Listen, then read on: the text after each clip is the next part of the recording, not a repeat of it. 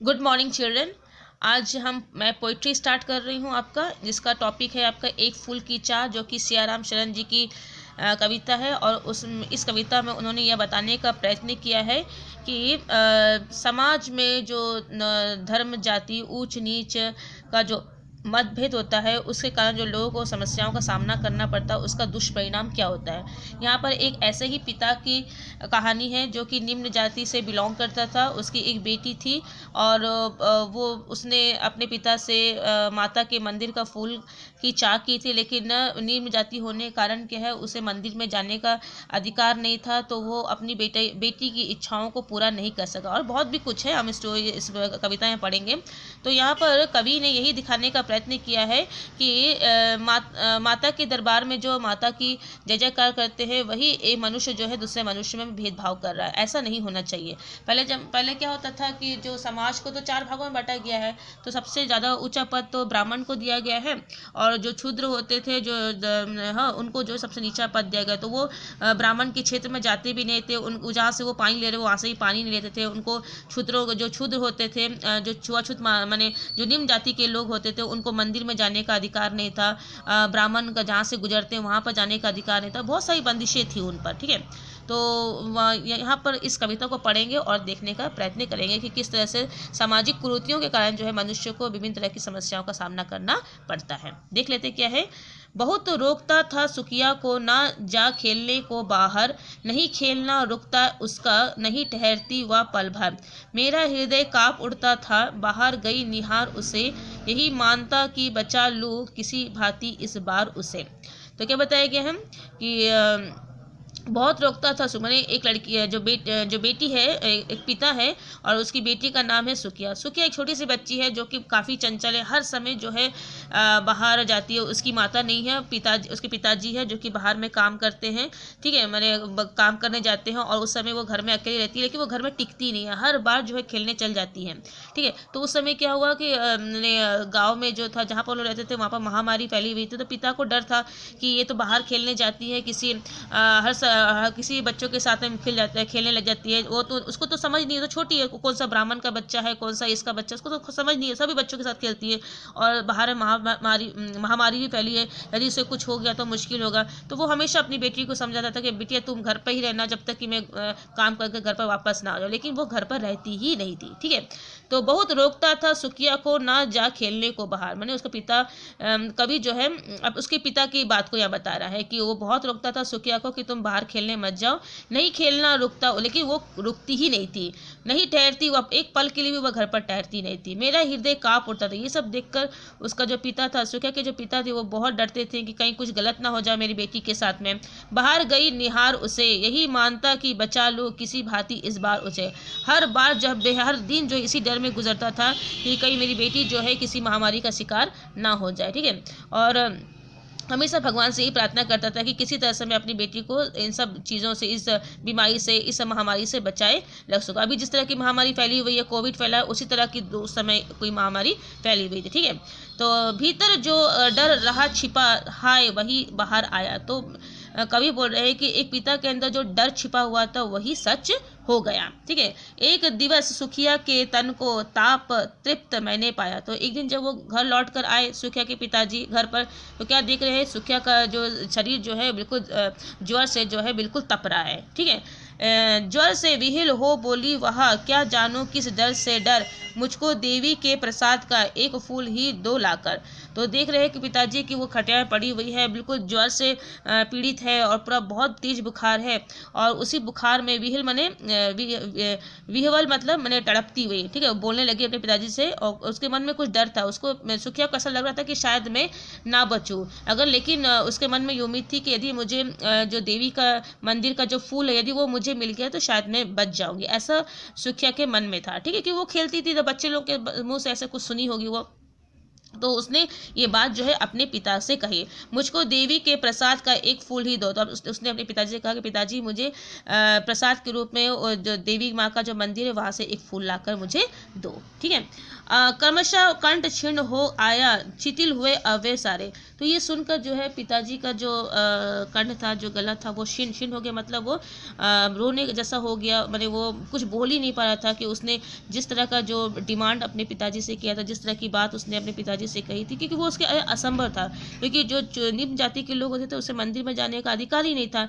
तो शिथिल हुए अवय सारे, शिथिल मतलब मैंने शिथिल मतलब जो बिल्कुल नष्ट हो गया, ऐसा लग रहा है कि हाथ पैर पूरा शिथिल हो गए, पूरा सुन्न पड़ गए हैं, कुछ काम करने लायक नहीं रहे। ठीक है, कुछ समझ में नहीं आ रहा था उसके पिताजी को कि वो क्या बोले। बैठा था नव नव उपाय का, चिंता में मैं मन मारे। अब लेकिन पिताजी सोचने लगा कि मेरी बेटी ने मेरे से कुछ मांगा है, और मैंने और उपाय सोचने लगा कि मैं क्या ऐसा उपाय करूं कि जो मांगा है मैं उसको लाकर दूं। चिंता में मन मारे, ठीक है, वही चिंता करते रहता था कि मैं किस तरह से अपनी बेटी के लिए वो माता के जो फूल है वो ला के दूँ, कि ये असंभव था क्योंकि वो मंदिर में जा ही नहीं सकता था। जा सका ना प्रभात सहज से, हुई अलस कब दोपहरी। मैंने ये चिंता करते कि दिन रात ये उपाय सोचते सोचते कब प्रभात से जो है अलस में दोपहर हो गया, दोपहर से जो है संध्या हो गई, उसको पता ही नहीं चल रहा था। ऐसा ही दिन जो है कट जा रहे थे। स्वर्ण घनों में कब रवि छुपा। स्वर्ण घनों मतलब होता है जो चमकीला, जो सूर्य का चमकीला धूप होता है उसमें, मतलब उस वाला जो मैंने दिन कब जो है अंधेरे में परिवर्तित हो गया उसको पता ही नहीं चला। कब लौटी संध्या गहरी, और कब संध्या जो है गहरी हो गई, मैंने रात में बदल गई, पता ही नहीं चला। ये सब बातें सोचते सोचते कब सुबह से दोपहर हो गया, दोपहर से शाम हो गया, शाम से रात हो गया, उसके सुखिया के पिताजी को कुछ पता ही नहीं चला। वो इतना चिंतित होकर जो है कुछ उपाय सोचने में लगा हुआ था। सभी और दिखलाई दी बस अंधकार ही छाया, और जैसा ही वो बाहर की तरफ देखता तो उसको चारों तरफ अंधकार नजर आ रहा था। मतलब कहने का मतलब जब भी वो कुछ भी सोच रहा था सब तरफ जो है उसे कोई उपाय नजर नहीं आ रहा था, सब जगह जो है निराशा उसको अंधकार दिखाई दे रहा था, कि उसको ऐसा लग रहा था कि शायद मैं अपनी बेटी की इच्छा को पूरा ही नहीं कर सकता। छोटी सी बच्ची को ग्रसने कितना बड़ा तिमिर आया, और साथ ही वो सोचने लगा कि ये जो अंधकार है कहीं मेरी बेटी को ही ना खा ले। ठीक है, मैंने कहने का मतलब है मेरी बेटी जो है मेरे हाथ से ही ना निकल जाए, मैं अपनी बेटी को कहीं ना खो दो। ग्रसने मैंने खाने के लिए, ठीक है, खो दो। ऊपर विस्तृत महाकाश में जलते से अंगारे से, तो जब उसने सिर उठाकर ऊपर देखा तो क्या हुआ है, अंगारे जलते हुए तारे दिखाई लगे, जो ट्विंकल जो चमक रहे थे। झुलसी सी जाती थी आंखें, जगते तारे से। ठीक है, जैसे ही वो ऊपर की ओर देख रहा तो तारे चमक रहे हैं, रोशनी दे रहे हैं, और उसको देखते देखते कब रात बीत गई वो भी उसे पता नहीं चल रहा था। ठीक है, देख रहा था जैसे सुस्थिर हो नहीं बैठती थी वह क्षण। अब मैं कभी बोल रहे कि अब एक पिता अपनी बेटी को देख रहा है, जो बेटी घर में एक पल भी नहीं टिकती थी, आज सुस्थिर बने एक जगह स्थिर हो गई है वो।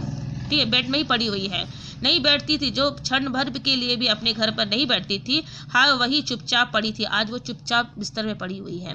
अटल शांति सी धारण, और कुछ बोल भी नहीं रही, अब इतनी कमजोर हो गई कि बोलने की भी शक्ति नहीं रही।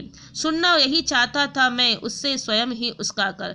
कभी बोल रहे वो पिता जो है अब उससे अपनी बेटी की बोली को सुनना चाहता था, वो चाहता था कि उसकी आवाज़ को फिर से सुने, तो वो उसको उस्काने लगा कि तुम मुझे फिर से वही वाला बात बोलो जो तुमने मुझे पहले कहा था, वही माता के फूल का, तो मुझे बोले वह बात, मुझको देवी के प्रसाद का एक फूल ही ला दो, बोले ये बात मुझे फिर से रिपीट करके बोलो। लेकिन सुखिया कुछ भी नहीं बोल पाई, क्योंकि सुखिया के शरीर में अब उतनी ताकत नहीं रह गई थी कि वो बोल पाए। तब उसके पिताजी ने एक दिन उपाय किया और ठान लिया कि कुछ भी हो जाए अब मैं माता के मंदिर में जाऊंगा। ऊंचे शैल शिखर के ऊपर, ऊंचे शैल मतलब है पर्वत, शिखर माने पर्वत का जो ऊपरी भाग है उसको बताया। तो एक पर्वत था, पर्वत के ऊपरी भाग पर मंदिर था विस्तृत विशाल, एक मंदिर था, वही माता का मंदिर था जो काफी विशाल स्थान पर बना हुआ था। स्वर्ण कलश सरसिज विहस्थित थे, तो वहीं पर एक जो मैंने तालाब था, सरीज मतलब तालाब था, जिसमें जो है कमल के फूल खिले हुए थे। ठीक है, स्वर्ण, और मंदिर का जो ऊपरी भाग था वो जो कलश था वो स्वर्ण से भरा हुआ था। सरसिज मतलब होता है कमल को बुलाता है। ठीक है, तालाब में कमल खिले हुए थे। पाकर समुदित रवि कर जाल, दीप धूप से आच्छादित था मंदिर का आंगन सारा। पाकर सुमोदित माने माने कहने का मतलब है सुमोदित माने सुमोदित माने जो आपको मोहित कर दे, ठीक है। रवि कर जाल माने जब सूर्य किरणें उस कमल के फूल में पड़ती थी तो वो कमल का सौंदर्य और भी अधिक बढ़ जाता था। धूप धूल से आच्छादित था, दीप जले हुए थे मंदिर में, हाँ, और सुंदर सा सजा हुआ था मंदिर। मंदिर का आंगन सारा माने पूरा जो मंदिर जो है दीप की रोशनी से भरा पड़ा हुआ था। गूंज रही थी भीतर बाहर मुखरित उत्सव की धारा, और भीतर में मंदिर के भीतर में जो मंदिर का जो आंगन था वहाँ पर पूरे भक्तगण खड़े होकर जो है माता का जयकारा कर रहे थे। गूंज रही थी भीतर बाहर मतलब जो मंदिर के अंदर वो ठीक है, और मंदिर के बाहर का जो स्थान है वहाँ पर इतना भीड़ था, वहाँ पर भी लोग थे, और सब लोग जो है उस मैंने माता का जयकार कर ऐसा लग रहा था कि कोई उत्सव की धारा बह रही, मैंने कोई उत्सव मनाया जा रहा था। तो कहने का मतलब है जो सुखिया का पिताजी था वो मंदिर की ओर बढ़ा ताकि वो मंदिर में जाए और वहाँ से माँ का फूल लाकर जो है अपनी बेटी को दे, ठीक है। तो ये था आपका एक फूल की चाह, मैंने अभी यहाँ तक पढ़ाया है। लास्ट क्लास में और 2 पेजेस से वो पढ़ेंगे, आप इतना पढ़िए, इतना देखिए, समझिए। अगर नहीं समझ में आ रहा है तो फिर मुझे ज़रूर बताइएगा, यदि कोई प्रॉब्लम है समझने तो मुझे ज़रूर बताइए। बहुत ईजी कविता है, अब मुझे नहीं लगता कि आपको कोई प्रॉब्लम होगी, लेकिन फिर भी यदि कोई प्रॉब्लम होता है तो you can tell me. Okay, thank you.